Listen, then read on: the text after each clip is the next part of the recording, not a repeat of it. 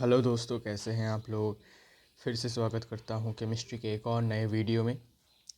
आज हम स्टार्ट करने जाएंगे अपना इम्पॉर्टेंट टॉपिक इस चैप्टर का, दैट इज़ स्टॉइचियोमेट्री। स्टॉइचियोमेट्री के ऊपर बहुत सारे क्वेश्चंस बनते हैं, ठीक है, इस चैप्टर से।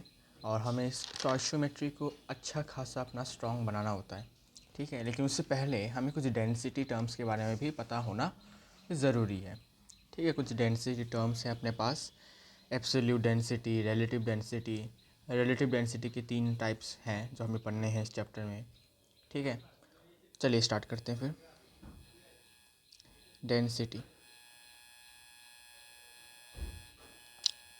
डेंसिटी आप सबको पता होता है क्या होता है डेंसिटी।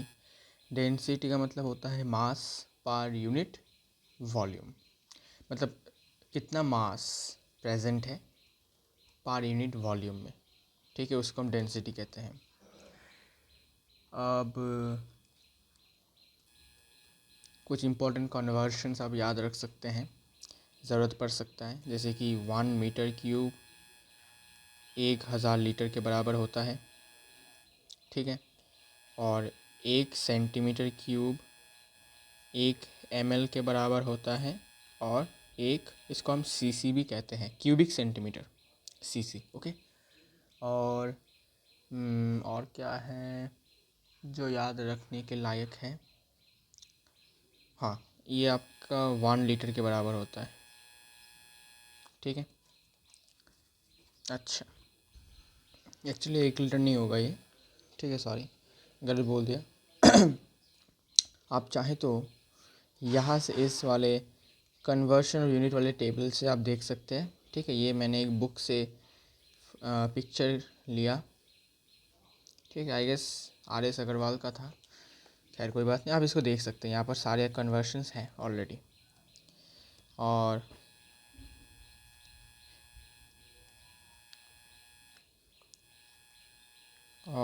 1000 सेंटीमीटर क्यूब आपके 1 लीटर के बराबर होता है, ठीक है। अच्छा, ये काम करते हैं, इसको ऐसे ना लिख कर सिंपली यहाँ लिख देते हैं कि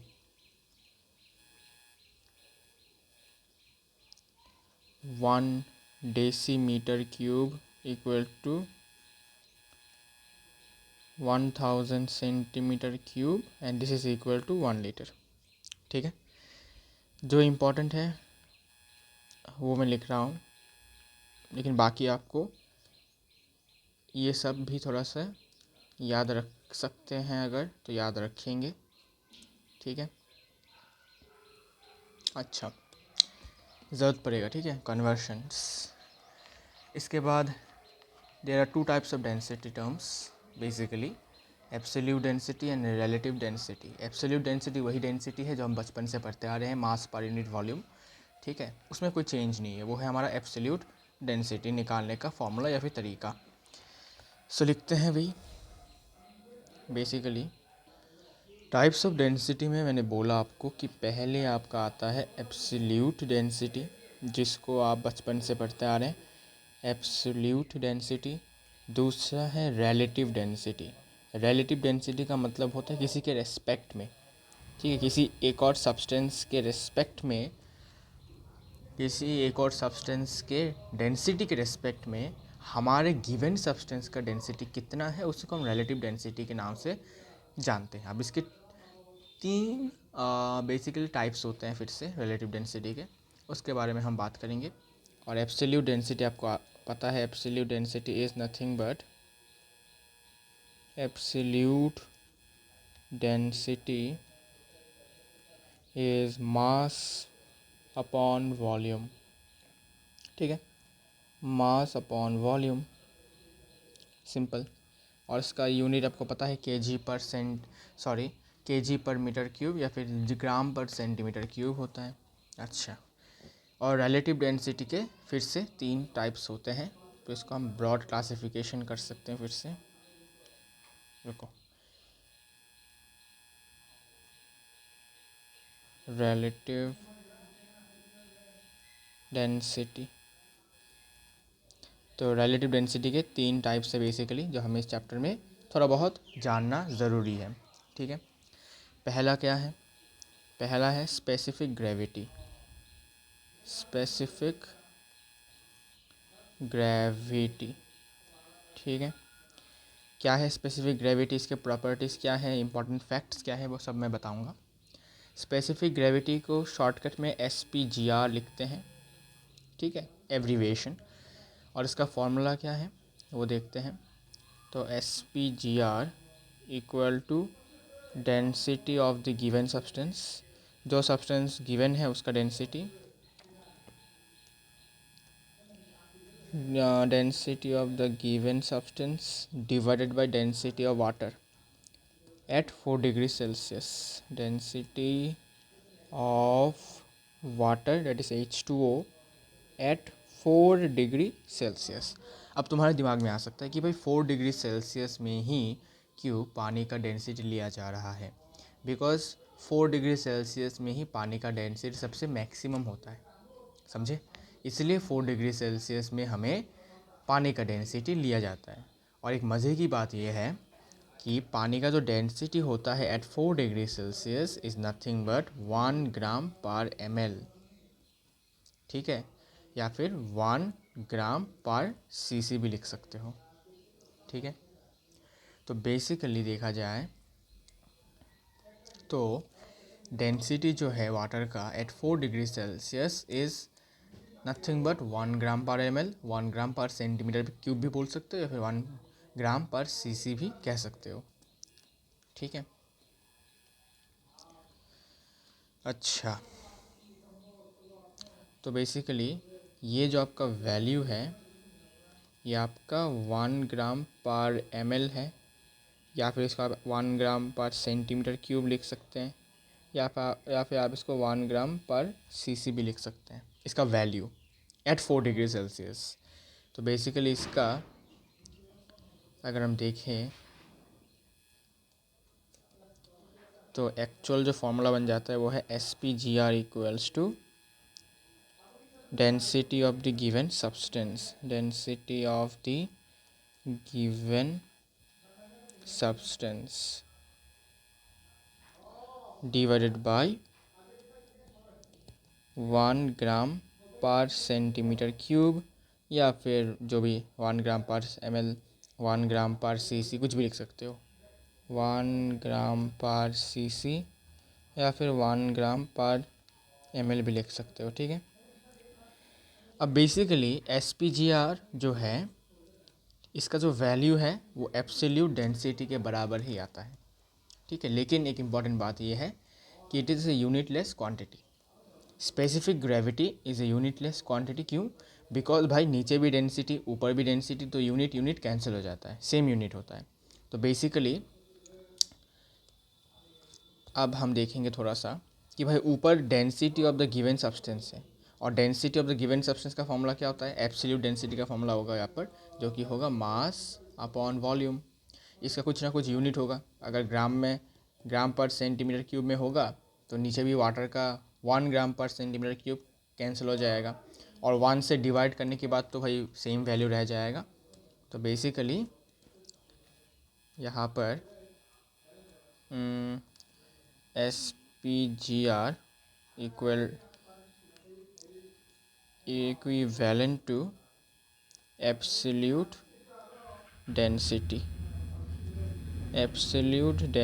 of the substance, ये लिख सकते हो तुम कि स्पेसिफिक ग्रेविटी जो है वो आपका इक्विवेलेंट होता है। इक्विवेलेंट मतलब क्या कि यूनिट सेम नहीं है दोनों का। स्पेसिफिक ग्रेविटी का कोई यूनिट नहीं होता, लेकिन एब्सोल्यूट डेंसिटी का यूनिट होता है। लेकिन स्पेसिफिक ग्रेविटी का और एब्सोल्यूट डेंसिटी का वैल्यू सेम होता है, मैग्नीट्यूड सेम होता है।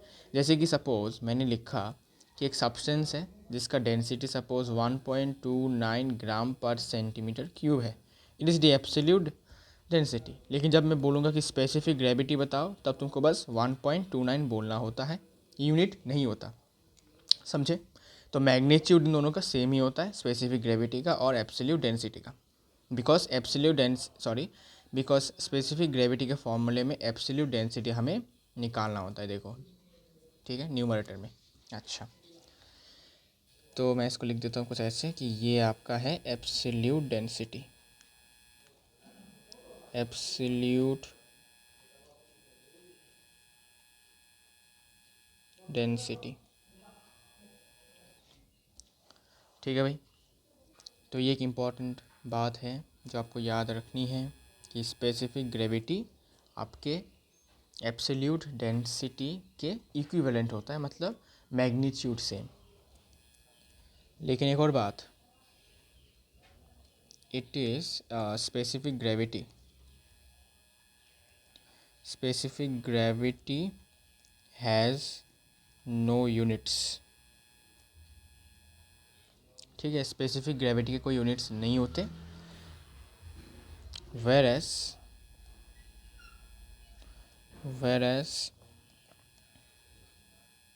Absolute density of this absolute density, अच्छा रुको इसको ऐसे लिखता हूँ, एब्सोल्यूट डेंसिटी हैज़ यूनिट्स। ठीक है, तो ये बात आपको याद रखना है कि आपका जो स्पेसिफिक ग्रेविटी है उसका कोई यूनिट नहीं होता, लेकिन एब्सोल्यूट डेंसिटी का यूनिट होता है। और एक और बात मैंने बता दिया है कि स्पेसिफिक ग्रेविटी और एब्सोल्यूट डेंसिटी का मैग्नीट्यूड सेम होता है, दोनों का सेम मैग्नीट्यूड, सेम मैग्नीट्यूड।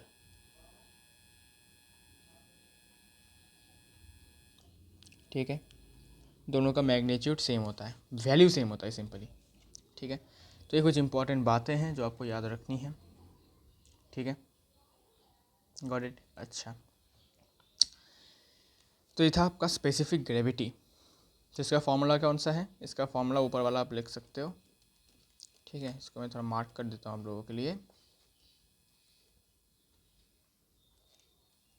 या फिर आप इन दोनों में से कोई भी एक फॉर्मूला मान सकते हो, या तो इसको मान सकते हो अपना फॉर्मूला, या फिर उसको मान सकते हो। रुको,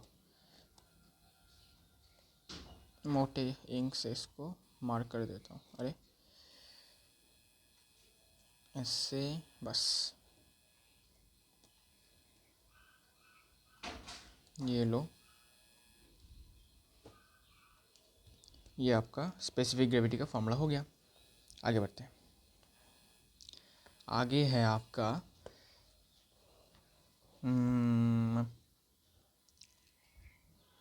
हाँ, अब दूसरे डेंसिटी को पढ़ने से पहले हमें एक फॉर्मूला थोड़ा सा याद रखना होता है। ठीक है, तो note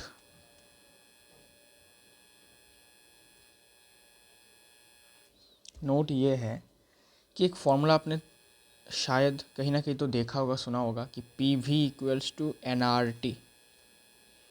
P V equals to N R T करके एक फार्मूला आपने देखा होगा। बेसिकली इसका कोई बुक में, N C E R T में कुछ भी इसका जिक्र नहीं है। ठीक है, लेकिन फिर भी आपने कहीं ना कहीं से सुना होगा इसको, P V equals to N R T.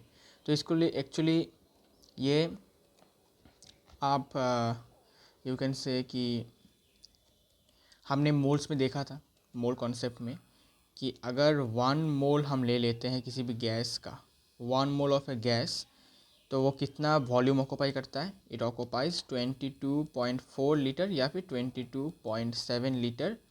ठीक है, इतना वॉल्यूम ऑक्यूपाई करता है। ठीक है, जो भी कंटेनर में तुम रखोगे इसको। ठीक है, ये तो आपका मोल वाला कॉन्सेप्ट है। लेकिन अगर आपको किसी भी गैस का, ठीक है, दुनिया में किसी भी गैस का अगर आपको प्रेशर निकालना है, वॉल्यूम निकालना है, ठीक है, टेम्परेचर निकालना है, तो आपको ये वाला फार्मूला यूज़ किया जाता है। ये एक यूनिवर्सल फार्मूला है। ठीक है, किसी भी गैस का ही निकाल सकता है। ठीक है, तो ये वाला फार्मूला जो है, ये आपको कहीं ना कहीं देखने को अगर मिलता है तो कोई दिक्कत नहीं है, अगर आपने पहली बार देखा है तो कोई दिक्कत नहीं है।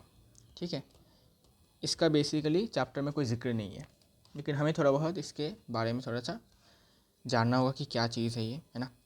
पी क्या है? पी बेसिकली प्रेशर है गैस का, pressure of the gas. V क्या है भाई? वॉल्यूम है कंटेनर का, वॉल्यूम ऑफ द कंटेनर। ठीक है, जिस कंटेनर में तुमने रखा है उसका वॉल्यूम। एन मतलब क्या है? Moles of the gas, gas के कितने मोल्स हैं। आर क्या है भाई, इसको हम कहते हैं यूनिवर्सल गैस कांस्टेंट, इसका एक वैल्यू भी होता है, बताऊंगा। और टी क्या है, टेम्परेचर। कैसा टेम्परेचर, एब्सोल्यूट टेम्परेचर, जो कि केल्विन में हम मानते हैं, बिकॉज केल्विन इज ऐसा unit, absolute temperature in kelvin, ठीक है। अच्छा, अब तुम्हारे दिमाग में आ सकता है कि यूनिवर्सल गैस कांस्टेंट क्या है। इसके एक्चुअली बेसिकली कांस्टेंट है, जैसे कि Planck's constant, Boltzmann constant, etcetera etcetera, वैसे ही एक you can say one kind of constant है, इसको कहा जाता है। इसका कुछ ना कुछ वैल्यू तो होगा ही, ठीक है। तो मैं आपको वैल्यू बताता हूँ क्या होता है इसका। तो इसका वैल्यू है 8.314 जूल केल्विन इन्वर्स मोल इन्वर्स, ठीक है। ये बेसिकली इसका वैल्यू है एसआई में, ठीक है। एसआई यूनिट में बोल रहा हूँ मैं। कहीं पर आपको सीजीएस में तो और हो जाएगा, मतलब अलग सा वैल्यू हो जाएगा थोड़ा सा, ठीक है। पॉइंट इधर उधर हो जाएगा, कोई दिक्कत नहीं। तो मैंने आपको एसआई वाला वैल्यू बताया, ठीक है। या तो याद रख सकते हैं या फिर ज़रूरत नहीं है, बेसिकली कोई पूछेगा भी नहीं आपको कि यूनिवर्सल गैस कांस्टेंट का वैल्यू कितना है, ठीक है। जब ज़रूरत होगा याद करने का तब याद करेंगे, अभी याद कर सकते हैं या फिर छोड़ दो, या फिर याद हो भी जाएगा, थोड़ा सा वैल्यू है, ठीक है। तो P V equals to N R T. तो बेसिकली अब इसको हम थोड़ा मॉडिफाई करेंगे, P V equals to N R T, ठीक है। एन मतलब मोल्स। अब हम मोल्स को क्या लिखेंगे, मोल्स निकालने का एक फॉर्मूला था। मोल्स निकालने का एक फॉर्मूला है गिवन वेट बाय मोलर मास, ठीक है। तो मैंने मोल्स के जगह पर क्या लिख दिया, मैंने मोल्स के जगह पर थोड़ा इंटरचेंज किया, इसको सब्स्टिट्यूट किया। मोल्स की जगह पर मैंने लिख दिया given weight upon molar mass into R T, समझे। अब मैंने क्या किया, मैंने इस वॉल्यूम को इस तरफ लाया और m को उस तरफ भेज दिया, ठीक है। तो P M equals to W by V into R T, ठीक है।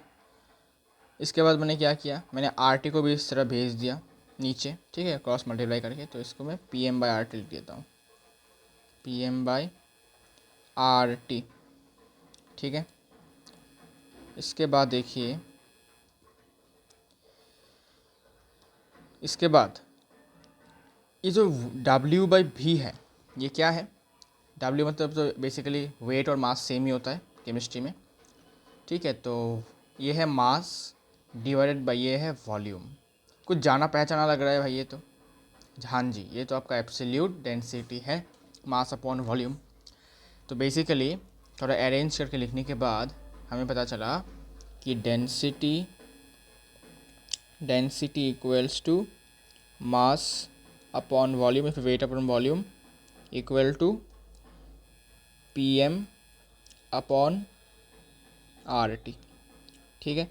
तो basically density in terms of pressure, फिर आपका मास, ठीक है ना, फिर आपका यूनिवर्सल गैस कांस्टेंट, फिर आपका टेम्परेचर, ठीक है। इसको हमने निकाला थोड़ा मॉडिफाई करके, ठीक है। अब इसी के मदद से हम सेकंड वाला थोड़ा सा देखते हैं, second type of relative density क्या है वो। Second type of relative density is, अच्छा नंबर 1 कहाँ पर था, हाँ नंबर 1 यहाँ पर है। तो नंबर 2 है रिलेटिव डेंसिटी ऑफ, सपोज पहला गैस है, एक gas 1 with respect to gas 2, ठीक है। तो बेसिकली रिलेटिव डेंसिटी गैसेस के केस में हम ज़्यादा यूज़ करते हैं अभी, ठीक है। तो अगर हमें किसी एक गैस का डेंसिटी दूसरे किसी गैस के रेस्पेक्ट में निकालना हो तो उसको हम रिलेटिव डेंसिटी की मदद से कर पाएंगे। अब इसका फॉर्मूला क्या है वो भी देख लेते हैं। इसका फॉर्मूला है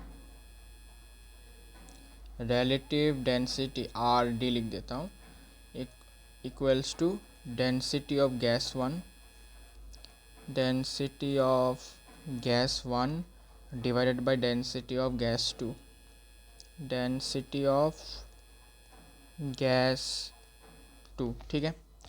ये आपका रिलेटिव डेंसिटी का फॉर्मूला है किसी भी एक गैस का दूसरे गैस के रेस्पेक्ट में, ठीक है।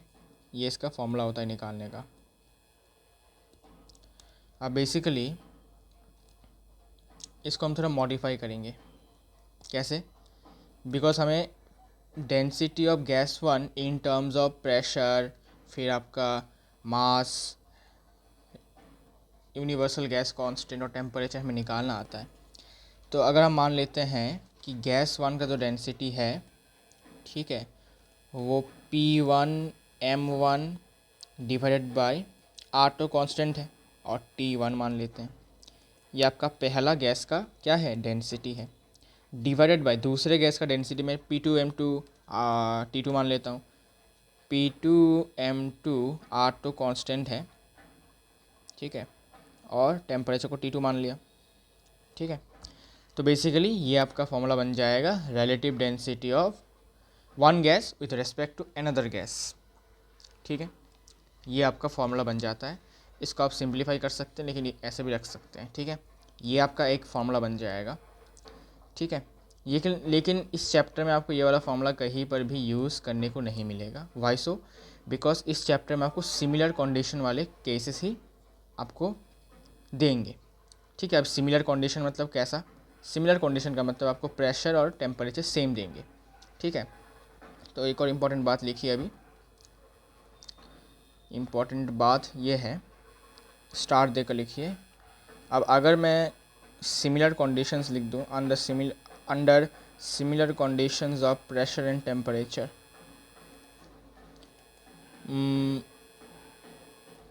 Under similar conditions about pressure and temperature अगर होता है, सिमिलर कंडीशन मतलब क्या? दोनों ही गैसेस को तुमने सेम टेम्परेचर पे रखा है और सेम प्रेशर पे रखा है, तब क्या होता है? तब यही फॉर्मूला थोड़ा सिंप्लीफाई होकर हमें मिलता है। क्या?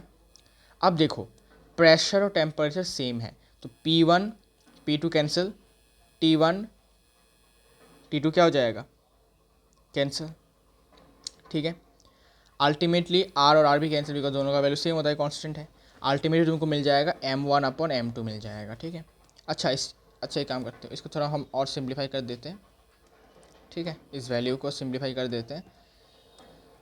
सिंप्लीफाई करके ये बन जाता है आपका R कैंसिल हो जाएगा बिकॉज कांस्टेंट वैल्यू है, और बाकी आपका बच जाएगा ये P1M1 T2 divided by P2M2 T1, ठीक है। ये सिंप्लीफाइड वैल्यू है इसका, ठीक है। अच्छा, अब बात कर रहे थे हम सिमिलर कंडीशंस के बारे में कि प्रेशर और टेम्परेचर आपका क्या है, सेम है दोनों गैसेस का, तब क्या होगा? तो फॉर्मूला क्या था?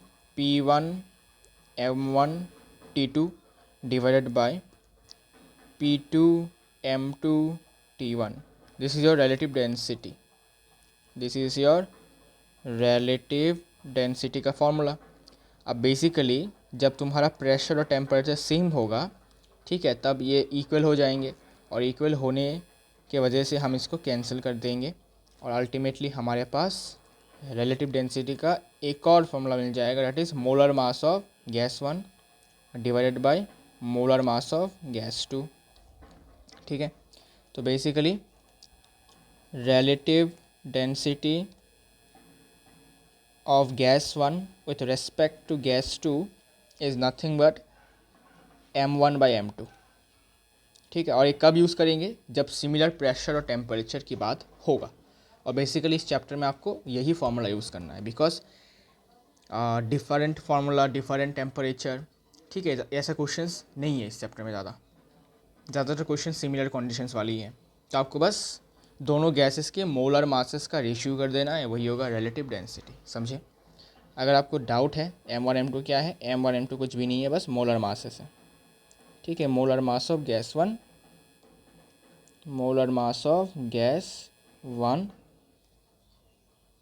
एंड गैस 2, ठीक है, कोई भाई। तो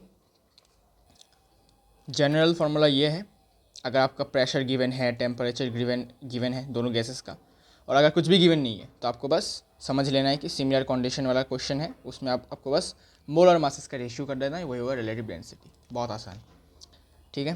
तो 2 फॉर्मूलेस हमने यहाँ से देख लिए हैं। तीसरा है भाई आपका वेपर डेंसिटी, ठीक है। क्या है? Vapour density. बहुत आसान है, देखो भाई मज़ा आ जाएगा देखना। वेपर डेंसिटी, ठीक है। वेपर डेंसिटी, अब वेपर डेंसिटी का फॉर्मूला क्या है वो देख लेते हैं। वेपर डेंसिटी वी डी लिख देता हूँ शॉर्टकट में। Vapour density is equal to density of the substance, ठीक है। Density of the given substance divided by density of hydrogen gas H2, ठीक है। और यहाँ पर भी आपका सिमिलर कंडीशंस वाला अप्लाई हो जाता है। Under similar conditions, under similar conditions of pressure and temperature, ठीक है। अच्छा, ठीक है। तो सिमिलर कंडीशन में आपका ये हो जाएगा। अब हमें पता है कि जब सिमिलर कंडीशंस होता है तब हमें गैसेस के क्या निकालने होते हैं? Molar masses. तो हमें बस सब्सटेंस जो हमारा गिवन होगा उसका मोलर मास निकालना होगा और हाइड्रोजन गैस का मोलर मास से डिवाइड करना होगा, ठीक है।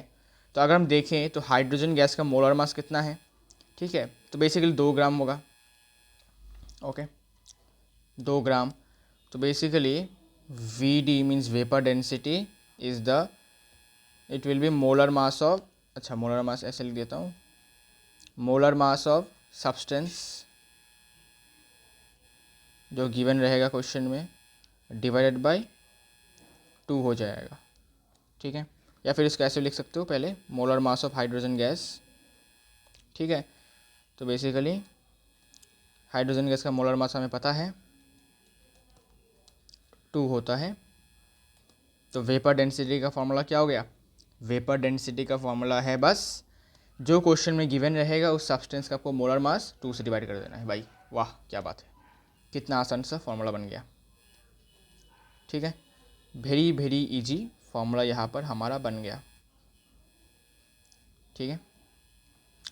तो वेपर डेंसिटी निकालना सबसे इजी है, बस 2 से डिवाइड कर देना है आपको मोलर मास निकाल के जो भी सब्सटेंस है आपका, okay. This is the molar mass of the substance, molar mass, ठीक है। समझे? वेरी इजी, ठीक है। तो डेंसिटी टर्म्स हमने बातचीत कर ली है, ठीक है। ज़्यादातर इसमें क्वेश्चंस में और क्या ही बताऊँ, इसमें क्वेश्चन और कुछ है कि नहीं, अच्छे खासे क्वेश्चंस तो कुछ क्वेश्चंस बन सकते हैं क्या इसमें कुछ? वेल अब तुम देखो कैसे क्वेश्चंस बन सकते हैं। बेसिकली कैसे बनाएंगे इस क्वेश्चंस, तो मैं इसको क्वेश्चन पर प्रैक्टिस नहीं करवा पाऊँगा बिकॉज मेरे पास इतने अच्छे क्वेश्चंस नहीं है। लेकिन मैं इतना कह सकता हूँ कि इतना भी टफ नहीं है ये सब डेंसिटी टर्म्स, ठीक है। क्वेश्चन में क्या ही पूछ लेंगे वो लोग, या तो डेंसिटी दे देंगे, आपको मोल्स निकालने को बोलेंगे, ठीक है। कैसे? बेसिकली आपको सपोज़ वेपर डेंसिटी दे देंगे तो आपको बताएगा कि मोल्स निकालो भाई। कैसे निकालेंगे मोल्स? तो जब तुमको वेपर डेंसिटी दे देंगे तो वेपर डेंसिटी के साथ 2 से मल्टीप्लाई करके तुमको उस सब्सटेंस का मोलर मास मिल जाएगा, ठीक है। मोलर मास मिल जाएगा और मोलर मास से तुम नंबर ऑफ मोल्स निकाल पाओगे, ठीक है। सो ऐसे क्वेश्चन आ सकते हैं, और तो कोई मुझे लग नहीं रहा कि और ख़तरनाक कुछ क्वेश्चन आ जाएगा। बेसिकली इस वाले टॉपिक से कुछ ख़तरनाक आ भी नहीं सकता, ठीक है, बिकॉज इजी टॉपिक है ये डेंसिटी वाला टर्म, ठीक है। आप चाहें तो इसको थोड़ा सा फिर से रिवाइज कर सकते हैं अगर आपको समझ में कुछ आया नहीं आया, ठीक है, कोई दिक्कत नहीं है। आगे बढ़ते हैं देन, ओके कोई दिक्कत नहीं है। चलो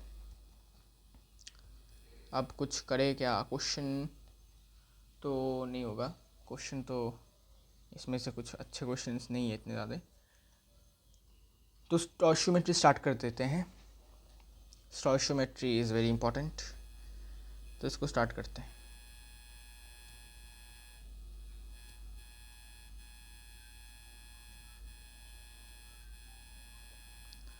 स्टोइशियोमेट्री, स्टोइशियोमेट्री क्या है भाई? स्टोइशियोमेट्री भाई पता नहीं लोगों को टफ़ क्यों लगता है, लेकिन मैं उम्मीद करूँगा कि स्टोइशियोमेट्री आपका बहुत आसान होगा। ठीक है, स्टोइशियोमेट्री में बेसिकली आपको रिएक्शंस देख के एनालिसिस करने होते हैं। और ये एनालिसिस दो तरीके के होते हैं, क्वांटिटेटिव, क्वालिटेटिव।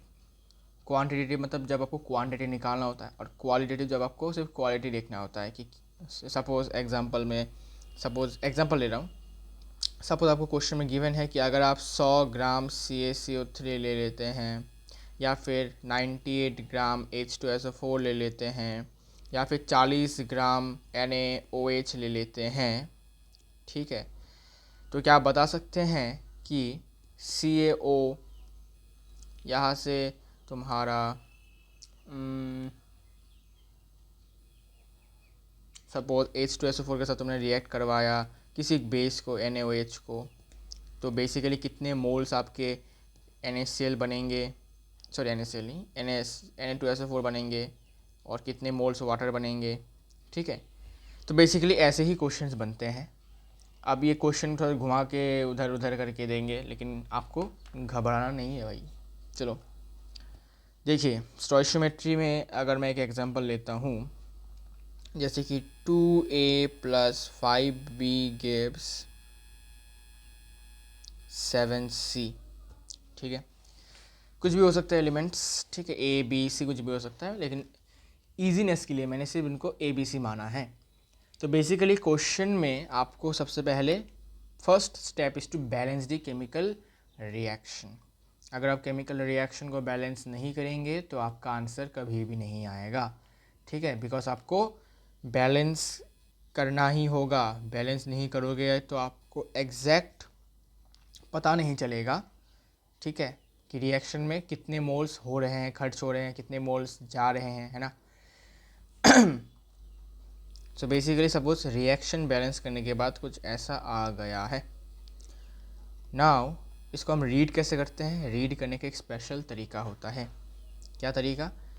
कि अगर मैं 2 मोल एक सब्सटेंस का लूँ और इसको 5 मोल बी सब्सटेंस से रिएक्ट करवाता हूँ, तो 7 मोल्स सी सब्सटेंस बनता है। समझे? इसको रीड करने का तरीका कुछ ऐसा होता है, ठीक है।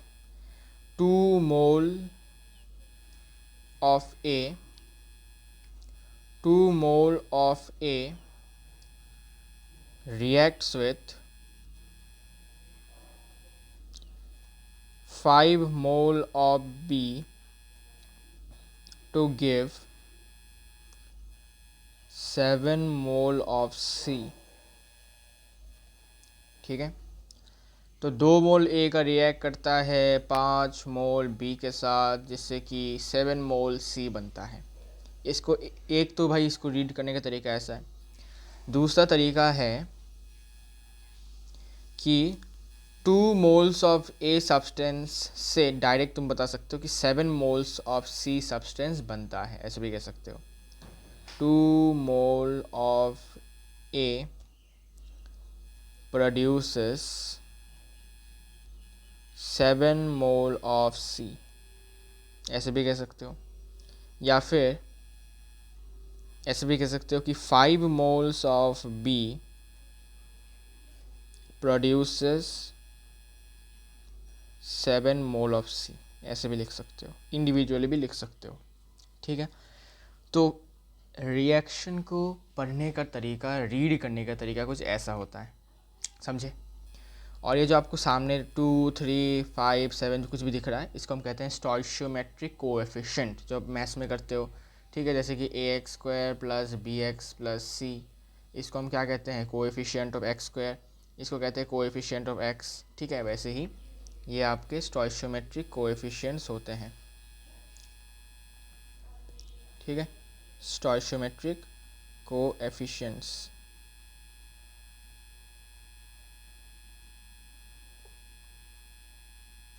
स्टोइशियोमेट्रिक कोएफिशिएंट्स, ठीक है। So this are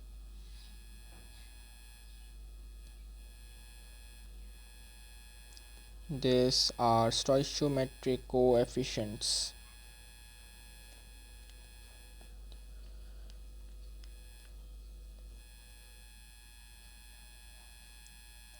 Stoichiometric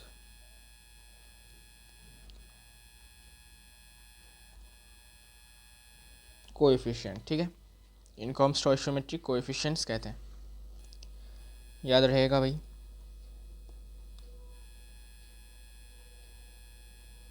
okay, फिर कुछ क्वेश्चंस देखते हैं फिर, ठीक है। डायरेक्ट क्वेश्चन से ही आपको समझ में आएगा, ठीक है। Okay, let's go. Suppose simple सा एग्जांपल लेते हैं।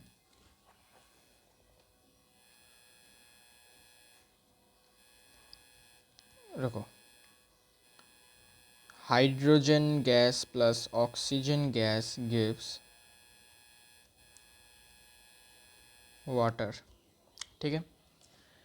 अब मानते हैं सबसे पहले हमें क्वेश्चन में सपोज गिवन है कि बताओ अगर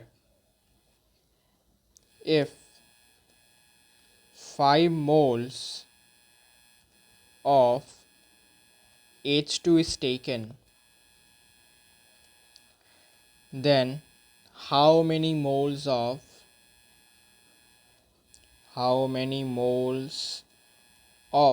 water will produce। हमें सब उस क्वेश्चन में ऐसा गिवन है, ठीक है। तो देखो, दो केसेस बनते हैं बेसिकली। जब आपके रिएक्टेंट साइड में दो रिएक्टेंट या फिर दो से ज़्यादा रिएक्टेंट्स हो और इन्फॉर्मेशन सिर्फ और सिर्फ एक का गिवन है, दोनों का इन्फॉर्मेशन गिवन नहीं है। देखो, सिर्फ और सिर्फ मोल्स के बारे में, हाइड्रोजन गैस के बारे में बताया गया कि इतने मोल्स अगर लिया जाए, तब आपको लिमिटिंग रिएजेंट नाम का जो व्यक्ति है उसको बुलाना नहीं पड़ता, ठीक है। बात करेंगे लिमिटिंग रिएजेंट के बारे में भी। लिमिटिंग रिएजेंट कौन है भाई ये बंदा, इसके बारे में बात करेंगे।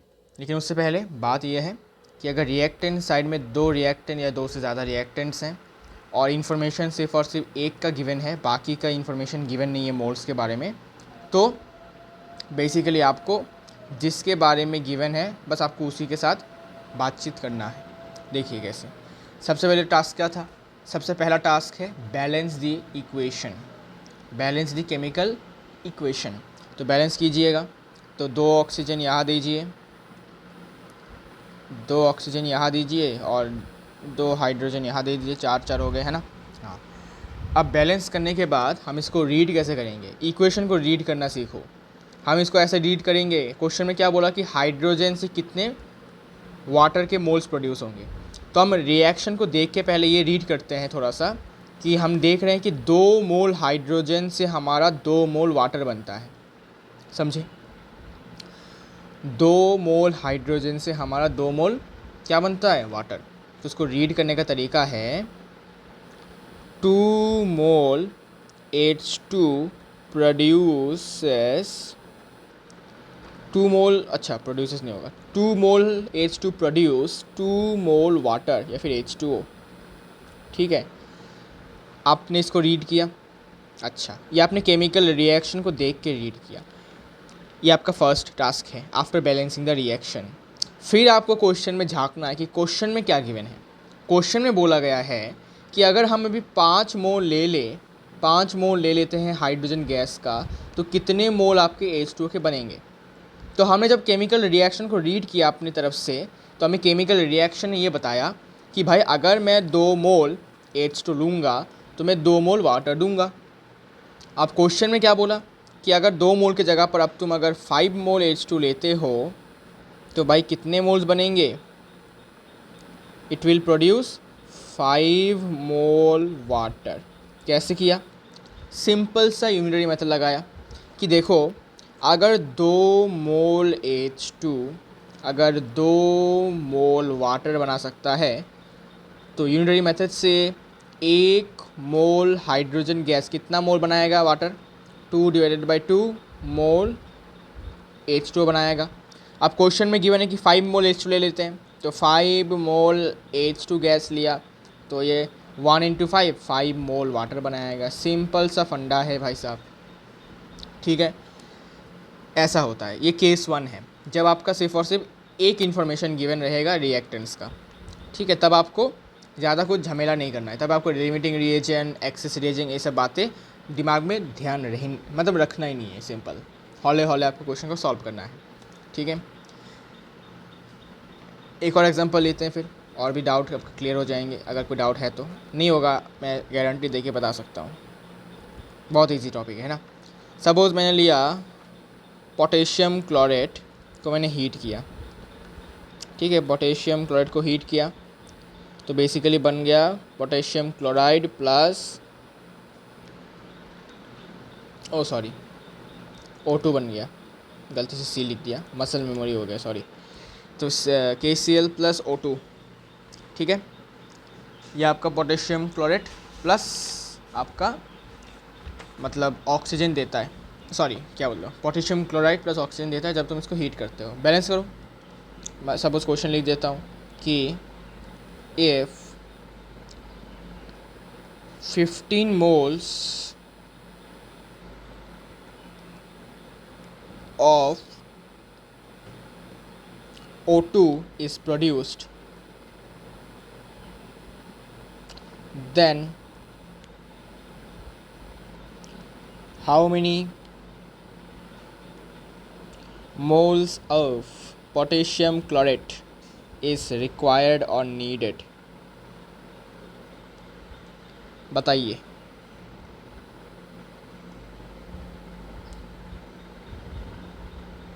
ठीक है, बताइए भाई क्या होगा, कैसे करेंगे? ठीक है, बेसिकली क्वेश्चन गिवन है आपके सामने, कैसे करेंगे इसको देखो। पहला task, balance the chemical reaction, balance करो इसको। तो बैलेंस करने के लिए यहाँ पर 3 ऑक्सीजन है तो मैं इसको 3, यहाँ पर 2 और यहाँ पर 2 कर देता हूँ, ठीक है। ये आपका बैलेंस हो गया है, ठीक है। This is your balanced equation. अब इसको हम रीड करते हैं, अपनी तरफ से रीड करो देख के। क्वेश्चन में अभी जाओ मत, अभी क्वेश्चन में मत जाओ, पहले इसको रीड करो, रीड करके समझो। क्वेश्चन में किसका रिलेशन गिवन है? ऑक्सीजन के साथ पोटेशियम क्लोराइड का, ठीक है। तो हम इसको ऐसे रीड कर सकते हैं कि 3 मोल ऑक्सीजन के बनते हैं जब हम 2 मोल पोटेशियम क्लोराइड लेते हैं। क्या हम इसको ऐसे रीड कर सकते हैं? जी हाँ। तो 3 मोल O2 इज़ प्रोड्यूस्ड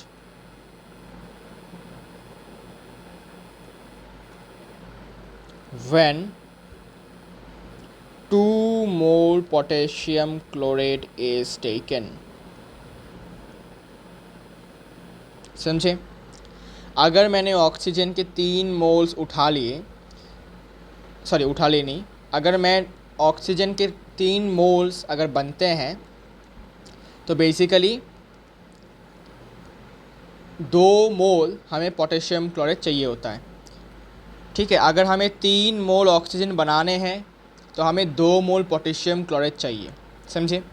ये हमने इक्वेशन को देख के बैलेंस्ड इक्वेशन को रीड किया। फिर हम अभी क्वेश्चन में बात करेंगे। क्वेश्चन में क्या बोला? क्वेश्चन में बोला कि भाई बता कि अगर ऑक्सीजन के 15 मोल्स हमें बनवाने हैं तो हमें कितने मोल्स पोटेशियम क्लोराइड के चाहिए। तो हमने देखा इक्वेशन को रीड करके कि अगर हमें ऑक्सीजन के 3 मोल्स बनवाने थे तो हमने 2 मोल पोटेशियम क्लोराइड लिया।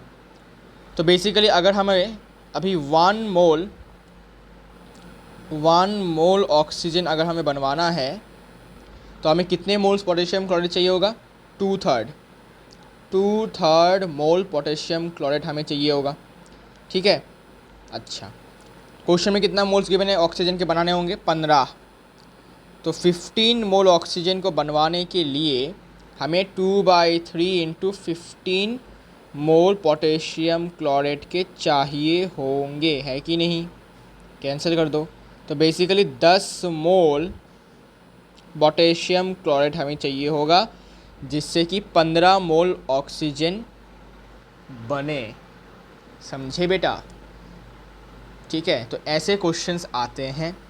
ठीक है, ये मैं सिर्फ और सिर्फ केस 1 की बात कर रहा हूँ। ओके, अब केस 2 भी होता है जहाँ पर दोनों रिएक्टेंट्स या फिर दो से ज़्यादा रिएक्टेंट्स का आपका इन्फॉर्मेशन गिवन होता है। तब आपका लिमिटिंग रिएजेंट नाम का एक व्यक्ति है, उसको आपको ढूंढना होता है कि कौन भाई बंदा छुपा हुआ है, लिमिटिंग रिएजेंट कौन है। अब लिमिटिंग रिएजेंट कौन है ये हमें थोड़ा सा समझना होगा। ठीक है, मैं ज़्यादा एग्जांपल्स नहीं ले रहा हूँ बिकॉज बहुत इजी टॉपिक है। ठीक है, मैं उम्मीद करता हूँ कि मैं जो एक्सप्लेन कर रहा हूँ वो आपको एकदम अच्छे से समझ में आ रहा होगा, इसलिए मैं ज़्यादा एग्जांपल्स नहीं ले रहा हूँ। आई एम कॉन्फिडेंट एनफ, ठीक है, कि आप लोगों को समझ में आ रहा है सब कुछ। ठीक है, नाउ लिमिटिंग रिएजेंट की बात करते हैं। भाई देखो भाई, लिमिटिंग रिएजेंट नाम ही ऐसा है, लिमिटिंग रिएजेंट। लिमिटिंग मतलब क्या? कुछ लिमिट कर रहा है, कुछ रोक रहा है किसी को। किसको रोक रहा है भाई? एक्चुअली ये रिएक्शन को ख़त्म कब होगा ये डिसाइड करता है कौन? Limiting reagent. क्यों? बिकॉज लिमिटिंग रिएजेंट भाई साहब सबसे पहले ख़त्म होता है रिएक्शन में। ठीक है, लिमिटिंग रिएजेंट ऐसा एक सब्सटेंस है जो रिएक्शन में सबसे पहले ख़त्म हो जाता है। ठीक है, बिकॉज इसका अमाउंट कम होता है with respect to other reactants, amount less या फिर लेसर अमाउंट। ठीक है, तो लिमिटिंग रिएजेंट बेसिकली आपका वो सब्सटेंस होता है जो सबसे पहले रिएक्शन में इसका यू कैन से समाधि बन जाता है, मतलब ख़त्म हो जाता है सिंपली। और यही डिसाइड करता है कि कितना ज़्यादा तुम्हारा प्रोडक्ट बनेगा या फिर कितना टाइम तक प्रोडक्ट बनता रहेगा। ठीक है, ये सब कुछ डिसाइड करता है आपका लिमिटिंग रिएजेंट। ऐसा क्यों? बिकॉज जब तुम्हारा लिमिटिंग रिएजेंट ख़त्म हो जाएगा तो ऑटोमेटिकली प्रोसेस जो है, अपना रिएक्शन जो है वो ख़त्म हो जाएगा, बंद हो जाएगा और आपका प्रोडक्ट नहीं बनेगा। तो जो हाथों में, जिसके हाथों में पावर है रिएक्शन को रोकने का, वो आपका लिमिटिंग रिएजेंट होता है। और लिमिटिंग रिएजेंट ही डिसाइड करता है कि कितना मास का, कितना वॉल्यूम का, कितना मोल्स हमारा प्रोडक्ट बनेगा। ठीक है, या फिर कितना देर तक अपना रिएक्शन चलेगा। तो ये सब डिसाइड करता है लिमिटिंग रिएजेंट। ठीक है, डेफिनेशन भाई मुझे नहीं पता डेफिनेशन कुछ आपके पास है क्या, तो आप कहीं से सीख सकते हो डेफिनेशन। इसका कोई यू कैन से कोई डेफिनेट डेफिनेशन तो नहीं है मेरे पास, लेकिन आप इसे ऐसे समझ सकते हैं कि भाई साहब ये आपका ऐसा सब्सटेंस है जो सबसे पहले आपका रिएक्शन में ख़त्म हो जाता है और रिएक्शन को रुकवा देता है सिंपली। ठीक है, तो इसका कोई डेफिनेट डेफिनेशन तो अपने पास नहीं है। ठीक है, किसी बुक में भी इसका डेफिनेट डेफिनेशन अगर आपको मिलता है तो आप यूज़ कर सकते हैं। ठीक है, तो इसको हम ऐसे लिख सकते हैं। ठीक है, बना कर लिख सकते हैं, मैं बना कर लिखता हूँ इसका डेफिनेशन। देखो, द रिएक्टेंट, बेसिकली याद रखना लिमिटिंग रिएजेंट हमेशा रिएक्टेंट होता है। ठीक है, the reactant which gets consumed first and limits the amount of product formed is called limiting reagent. इसको हम शॉर्टकट में LR लिखते हैं। ठीक है, और बेसिकली इसको आप कहीं पर देखोगे तो लिमिटिंग रिएक्टेंट भी कहा जाता है इसको। ठीक है, तो डोंट वरी, अगर लिमिटिंग रिएजेंट लिखा है, लिमिटिंग रिएक्टेंट लिखा है, तो आपको समझ जाना भाई साहब कि LR को ही ये मीन कर रहा है। ठीक है, अब बात आता है ये कि यूज़ कैसे होता है।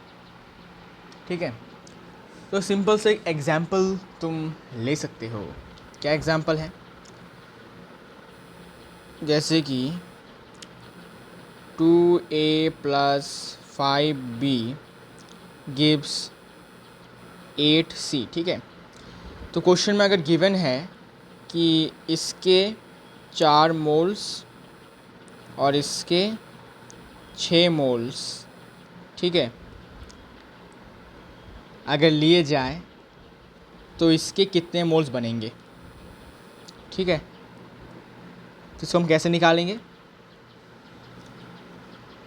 निकालने का टेक्निक ये है, सबसे पहले देखो रिएक्टेंट साइड में दोनों के दोनों रिएक्टेंट्स के इंफॉर्मेशंस गिवन है कि इसके अगर हम 4 मोल लेते हैं और इसके 6 मोल्स लेते हैं तो इसके कितने मोल्स बनेंगे। तो हमें ये समझना होगा कि 8C या फिर कह सकते हो C के जितने भी मोल्स बनेंगे वो कौन डिसाइड करेगा, लिमिटिंग रिएजेंट, बिकॉज वही तो डिसाइड करता है कि कितना मोल बनेगा प्रोडक्ट का, कितना मास बनेगा प्रोडक्ट का, कितना वॉल्यूम बनेगा प्रोडक्ट का। तो हमें इन दोनों में से सबसे पहले लिमिटिंग रिएजेंट फाइंड करना होगा, ठीक है। अब लिमिटिंग रिएजेंट फाइंड करने के बाद ही हमें पता चलेगा कि भाई सी के कितने मोल्स बनेंगे अगर हम ए के 4 मोल्स और बी के 6 मोल्स लेते हैं। ये क्वेश्चन में गिवन है, ठीक है। अच्छा, हम अभी रिएक्शन को रीड करते हैं, देखो, ठीक है। रिएक्शन को रीड करने से पहले, अच्छा रुको, रिएक्शन को रीड करने से पहले हमें पहले एलआर निकालना होगा। और एलआर निकालने के लिए हम क्या करेंगे, टेक्निक टू फाइंड एलआर, जो मोल्स गिवन है उसको उसी के स्टोइचियोमेट्रिक कोएफिशिएंट से डिवाइड करो। Moles divided by stoichiometric coefficient, stoichiometric coefficient. अब जिसका सबसे लोएस्ट वैल्यू आएगा इसको करने के बाद, डिवाइड करने के बाद, lowest value will be chosen as LR, lowest value will be chosen as LR।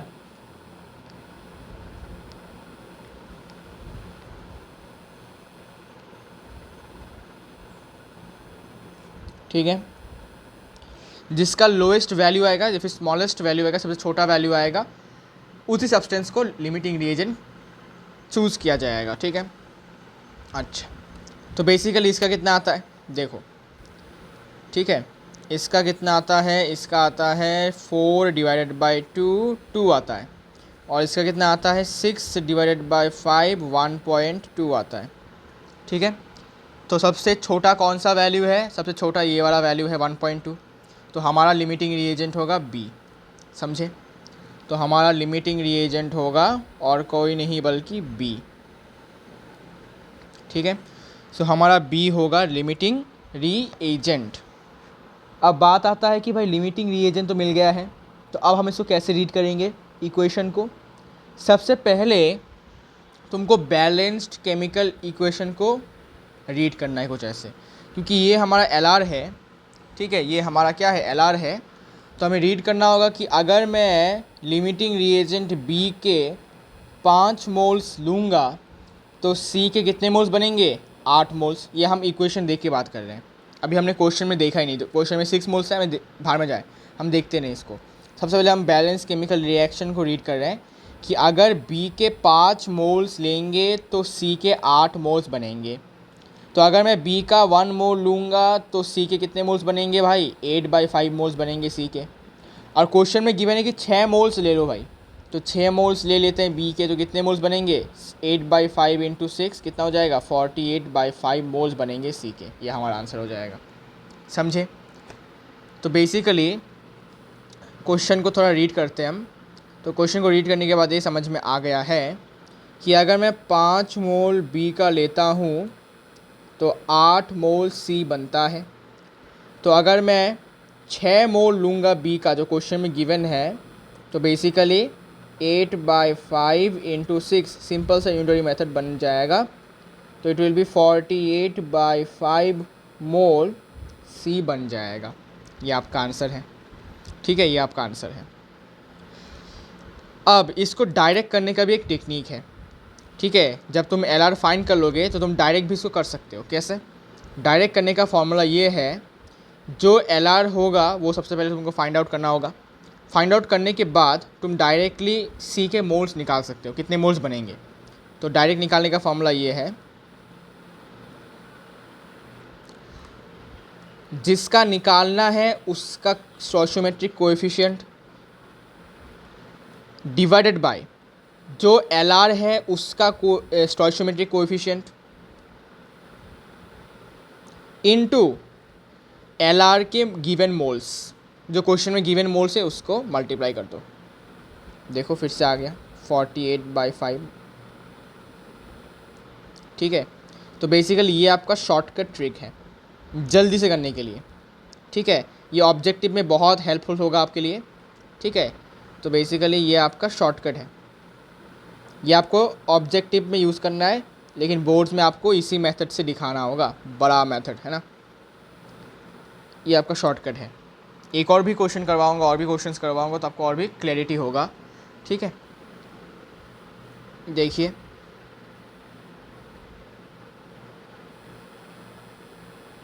Suppose 3A + 5B gives 4C + 9D। ठीक है, अब मान लेते हैं क्वेश्चन में गिवन है कि A के अगर हम 3 मोल्स लेते हैं और B के अगर हम 10 मोल्स लेते हैं, तो बताओ C और D के कितने मोल्स बनेंगे। ठीक है, इसके और इसके कितने मोल्स बनेंगे।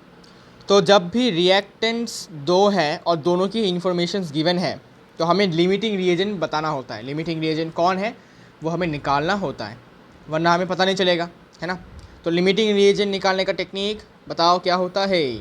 बहुत आसान, इसका वैल्यू कितना आ जाएगा, moles divided by stoichiometric coefficient, इसका 1 आता है। और इसका कितना आता है, moles divided by stoichiometric coefficient 2 आता है। तो स्मॉलेस्ट वैल्यू कौन सा है, मतलब स्मॉलर वैल्यू कौन सा है, ऑब्वियसली ए का। तो ये ए हमारा लिमिटिंग रिएजेंट हो जाएगा, समझे। अच्छा, और याद रखना ये जो है ये आपको रफ में करना है।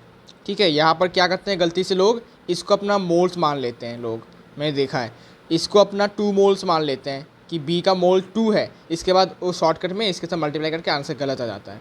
मोल्स इसका यही होगा भाई, क्वेश्चन में जो गिवन है, ये आपका मोल्स नहीं है। ये तो बस ये देखना है कि भाई कौन सा वैल्यू सबसे छोटा आता है, तब हम LR फाइंड कर पाएंगे। ठीक है ना, तो LR मिल गया है। अब डायरेक्ट करने का फॉर्मूला क्या बताया था मैंने, डायरेक्ट जिसका निकालना है। अच्छा, अब हमें किसका मोल निकालना है वो देखते हैं। सबसे पहले मान लेते हैं हम इसका मोल निकालना है, मोल्स ऑफ C। तो सबसे पहले जिसका निकालना है उसका stoichiometric coefficient 4 divided by LR का कोएफिशिएंट, LR का स्टोइचियोमेट्रिक कोएफिशिएंट कितना है, LR का stoichiometric coefficient 3 divided by 3 into LR के मोल्स। LR के कितने मोल्स क्वेश्चन में गिवन है, 3 कैंसिल हो जाएगा, 4 मोल्स हो जाएगा, समझे। ऐसे ही D के भी तो मोल्स निकाल सकते हो, जिसका निकालना है डिवाइडेड बाय उसका stoichiometric coefficient divided by LR के स्टोइचियोमेट्रिक कोएफिशिएंट्स इनटू इसके कितने मोल्स गिवन है भाई, सॉरी इसके कितने मोल्स गिवन है, 3 मोल्स, तो 3 होगा। ठीक है, तो बेसिकली जिसका निकालना है उसका stoichiometric coefficient divided by LR का stoichiometric coefficient into moles of LR। तो फॉर्मूला में शॉर्टकट लिख देता हूँ। ठीक है, मैं आपको शॉर्टकट बता देता हूँ। शॉर्टकट क्या है, shortcut of finding moles will be stoichiometric coefficient of the required, you can say, substance,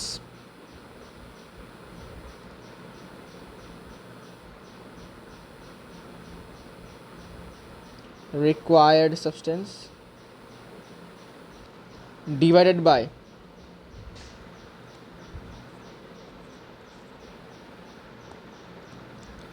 by stoichiometric coefficient of LR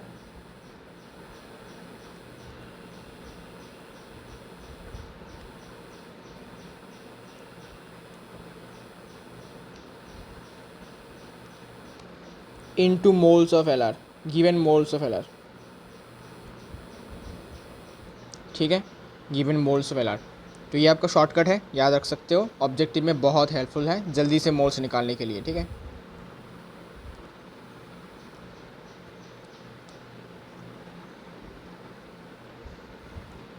okay. अब इतना आसान तो देगा नहीं, कभी कभी क्या करते हैं लोग, मोल्स के जगह पर वो मास दे देते हैं ग्राम में, या फिर वॉल्यूम दे देते हैं। तब आपको क्या करना होगा, मोल्स निकालने होंगे using the mole calculation chart. तो बेसिकली अगर मैं इसको ऐसे लिख देता हूँ, सपोज़ एक एग्जांपल लेता हूँ मास वाला। Suppose 7A + 3B gives 4C + 5D + 6E। ठीक है, तो बेसिकली सपोज़ गिवन है कि ए का मास है सपोज़ क्या लूँ बताओ क्या ले सकते हैं। फॉर एग्ज़ाम्पल क्या लें, अच्छा 10 ग्राम ही ले लेते हैं। ठीक है, और बी का सपोज़ गिवन है तुम्हारा वॉल्यूम गिवन है 22.7 लीटर्स, सॉरी वॉल्यूम नहीं, इतना नहीं, सॉरी, सपोज़ गिवन है 44.8 लीटर्स। ठीक है, अच्छा अब ए का भाई मॉलिकुलर वेट क्या है, फिर मोलर मास क्या है वो लिख देता हूँ। ठीक है, बिकॉज ए तो भाई तुमको नहीं पता। तो मोलर मास ऑफ ए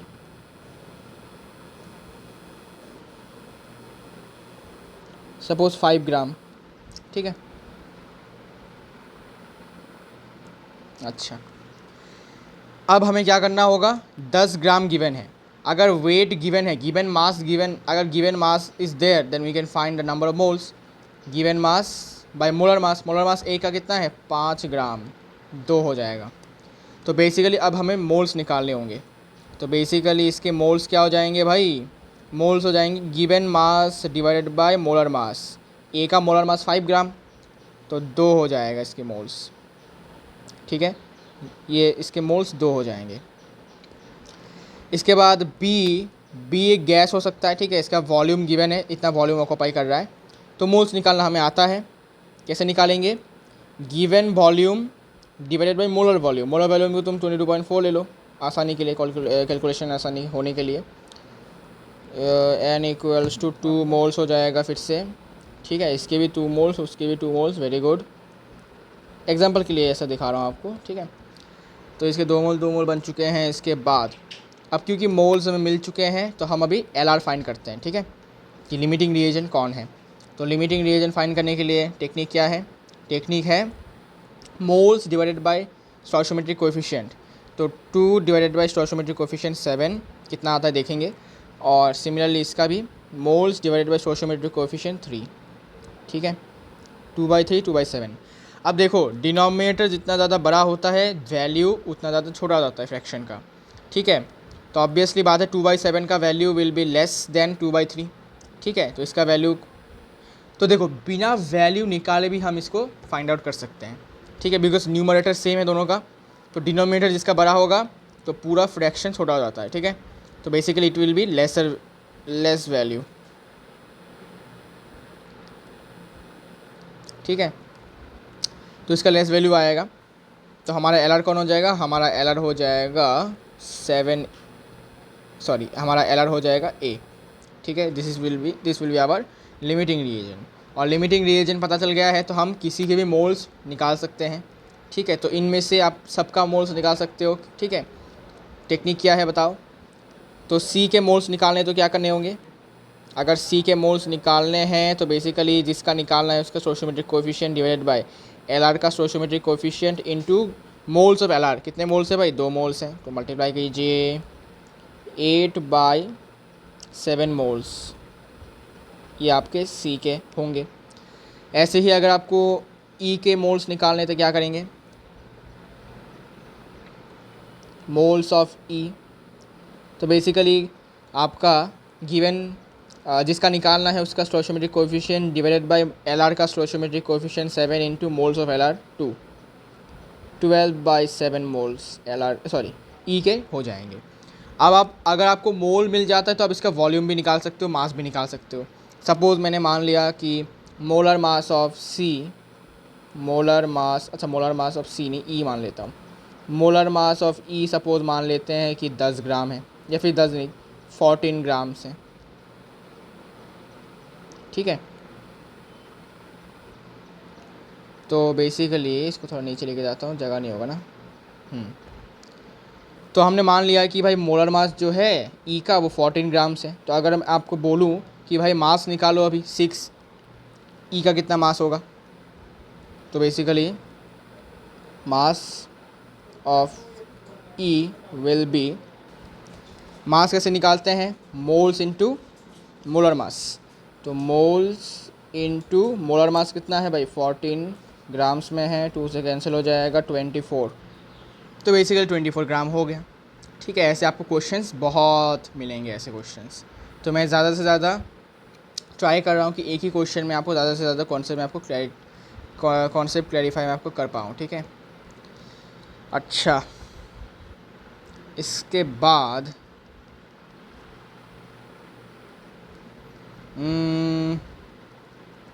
और क्या बेसिकली आपको समझ में आ गया है, मैं ये दावे से कह सकता हूँ बहुत इजी है, आपको समझ में आ गया होगा। इसमें कोई ना समझने वाली कोई बात ही नहीं है इसमें, है ना। अच्छा, अब बस आपको क्या करना है, क्वेश्चन में ए की जगह पर कुछ सब्सटेंस होगा, कंपाउंड होगा, मॉलिक्यूल होगा, ठीक है ना।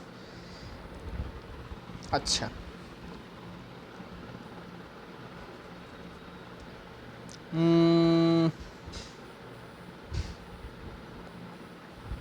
और क्या करें, चलो भाई सीक्वेंशियल रिएक्शन भी हम बात कर ही लेते हैं। सीक्वेंशियल रिएक्शन, सीक्वेंशियल मतलब सीक्वेंस में होने वाला रिएक्शन बेसिकली।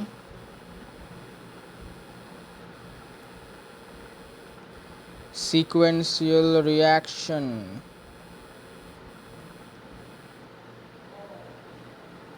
सीक्वेंशियल रिएक्शन वही क्या है, सीक्वेंशियल रिएक्शन। ठीक है, तो बेसिकली होता क्या है, एक एग्जांपल तुम ऐसा ले सकते हो जैसे कि a plus 2b gives 5c, और यहाँ पर फिर से आपका सपोज क्या कहते हैं इसको, suppose 8c plus 7d gives 10e, तो इसको हम सीक्वेंशियल रिएक्शन कहते हैं कि इस रिएक्शन में जो प्रोडक्ट बन रहा है वही दूसरे रिएक्शन में एज ए रिएक्टेंट वर्क करके दूसरा प्रोडक्ट बना रहा है, इसको हम कहते हैं सीक्वेंशियल रिएक्शन। ठीक है, इसमें ज़्यादा यू कैन से सोचने वाली कोई बात ही नहीं है। सबसे पहले तुमको सपोज़ इन दोनों में से दोनों का ही यू कैन से दोनों का ही मोल्स गिवन हो सकता है, या फिर किसी एक का मोल गिवन हो सकता है, फिर आपको इसका मोल निकालना होगा, वही मोल यहाँ पर आपका यूज्ड होगा। ठीक है, यूज़ होने के बाद आपका रिएक्शन होकर फिर आपका 10, अच्छा मैं दिखाता हूँ एग्जांपल, ठीक है, तो आपको क्लैरिटी होगा। देखो सपोज मान लेते हैं कि ए के गिवन है आपके 2 मोल्स, ठीक है, लिमिटिंग रिएजन, और मैं इसको झमेला नहीं कर रहा हूँ अभी के लिए। ठीक है, लिमिटिंग रिएजन वाला भी आएगा, वो वाला केस भी आएगा, लेकिन मैं पहले नॉर्मल वाला केस लेता हूँ जहाँ पर सिर्फ और सिर्फ एक रिएक्टेंट के बारे में बताया गया हो। तो बेसिकली आपको लिमिटिंग रिएजन फाइंड करने की ज़रूरत नहीं होती है। अब हम क्या करना होगा, 2 मोल गिवन है सपोज क्वेश्चन में, तो अब हम क्या करेंगे, अब हम पहले तो भाई इस बैलेंस्ड केमिकल इक्वेशन को थोड़ा रीड करेंगे। तो बेसिकली 1 मोल ए लेने से हमारा 5 मोल सी बनता है। तो अगर हम 2 मोल ए लेंगे तो हमारा कितना मोल सी बनेगा, ऑब्वियसली बात है 10 मोल सी बनेगा। ये तो भाई यूनिटरी मेथड है।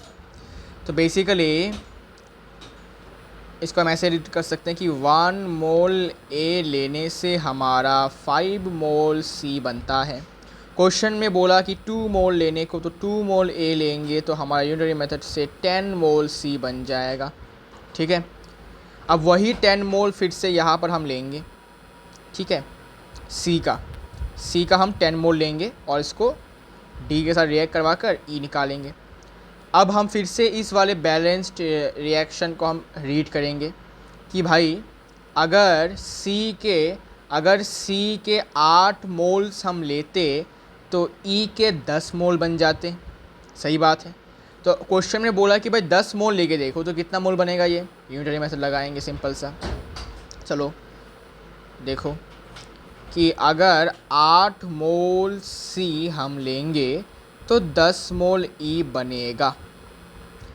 ठीक है, तो अगर हम 10 मोल सी लेंगे तो बेसिकली 10/8 इंटू 10 इतना, मतलब 100/8 50/4 25/2, 25/2 है ना, 25/2 12.5 समथिंग, 12.5 मोल्स बनेंगे आपके ई के, ठीक है, 12.5 मोल्स ई के बनेंगे, ठीक है।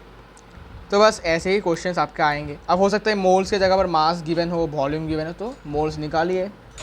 अब अगर एलआर वाला केस आ जाए तो क्या करेंगे, तो सिंपल है, एलआर वाला केस अगर आ जाता है, ठीक है, सपोज सेम क्वेश्चन ही मैं कॉपी कर लेता हूँ, सेम क्वेश्चन है, बस मैं अभी इसमें एलआर वाला केस भी बता देता हूँ इसमें, ठीक है। सपोज़ अब मास गिवन, सॉरी मास नहीं, एलआर वाला केस लेता हूँ। देखो सपोज़ अभी बी के भी मोल्स बताए गए हैं, ठीक है, बी के सपोज़ 5 मोल्स लेने को बोला, ठीक है, तो इसके 2 मोल्स लो, इसके 5 मोल्स लो, तो इसके कितने मोल्स बनेंगे। तो टेक्निक क्या है, पहले एलआर फाइंड करना पड़ेगा। तो बेसिकली एलआर फाइंड करते हैं। एलआर फाइंड करने का टेक्निक क्या है, moles divided by stoichiometric coefficient. तो इसका कितना हो जाएगा, इसका हो जाएगा 2/1, मतलब 2 ही हो जाएगा। और इससे कितने हो जाएंगे भाई, इसके हो जाएंगे moles divided by stoichiometric coefficient 2.5। छोटा वैल्यू कौन सा है, छोटा वैल्यू ऑब्वियसली 2 है। तो बेसिकली हमारा एलआर कौन हो जाएगा, हमारा एलआर हो जाएगा ए, ठीक है, हमारा एलआर हो जाएगा ए। तो इसे नीचे लेके जाता हूँ, हमारा एलआर हो जाएगा A will be our LR, limiting reagent, ठीक है।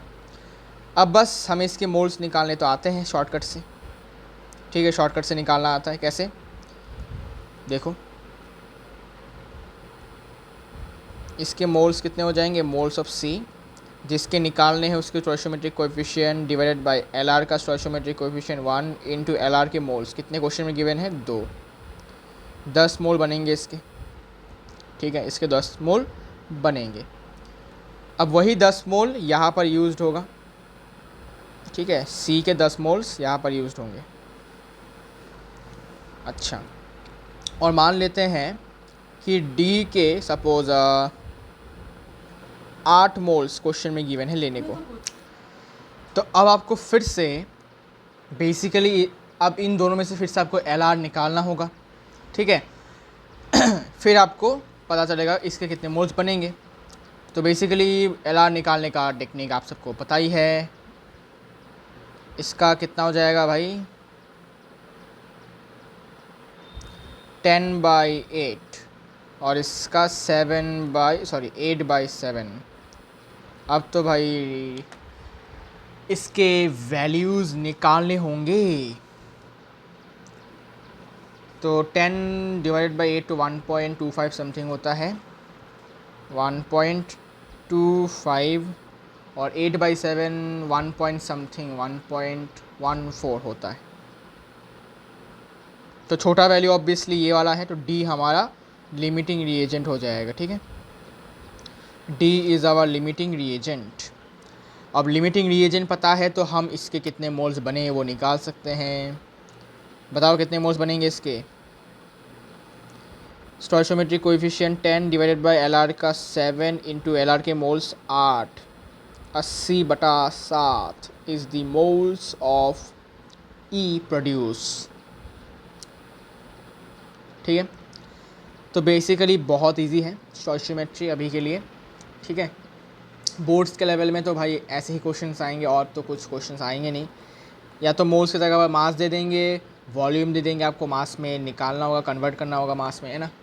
आपके पास फैसिलिटी है मोल्स निकालना, अगर आपके पास वॉल्यूम गिवन है या फिर मास गिवन है ना।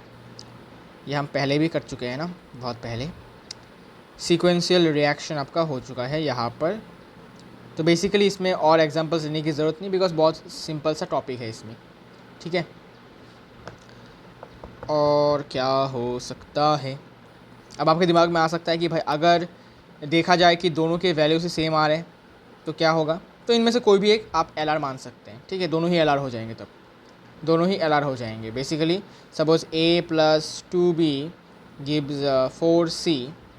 तो सपोज़ इसके 2 मोल्स लेने को बोला, इसके 4 मोल्स लेने को बोला, ठीक है। तो बेसिकली एलआर कौन हो जाएगा, एलआर तो दोनों ही हो जाएंगे। इसका एलआर निकालने का टेक्निक 2/1 2 ही आता है, और इसका भी 4/2 2 ही आता है। तो दोनों के ही सेम आता है, स्मॉलेस्ट तो कोई हो ही नहीं। तो दोनों ही एल आर हो जाएंगे, यहाँ पर कोई एक्सेस नहीं रहेगा, ठीक है, मतलब दोनों ही एक साथ ख़त्म हो जाएंगे रिएक्शन ख़त्म होने के बाद। सो दोनों ही एल आर हैं, ये भी एल आर, ये भी एल आर। अब तुम किसी एक का यूज़ करके आप कर सकते हो, या तो तुम इसको एल आर मान लो मनी वन, या फिर इसको तुम एल आर मान लो, ठीक है, और फिर शॉर्टकट यूज़ करो, सेम ही आएंगे। सपोज़ मैं इसको अभी एल आर मानता हूँ अभी के लिए, ठीक है, इसको अभी मैं एल आर मानता हूँ, ठीक है, तो इसका मोल्स कितना हो जाएगा भाई, 4/1 इंटू इसके मोल्स 2, 8 मोल्स सी के बनेंगे। अब अगर मैं इसको एल आर ना मान के 2B को एल आर मानता हूँ, ठीक है, तो फिर देखो कितना आता है। तो बेसिकली सी के मोल्स होंगे, स्टोइचियोमेट्रिक कोएफिशिएंट इसका निकालना है, डिवाइडेड बाई एल आर का ये 2 इंटू इसके मोल्स 4, कितना आया, 8 मोल ही तो आया, ठीक है। कोई सा भी एक आप मान सकते हो एल आर, अगर दोनों का सेम आता है तो दोनों ही एल आर हो जाएंगे, कोई दिक्कत वाली बात यहाँ पर नहीं होगी, समझे।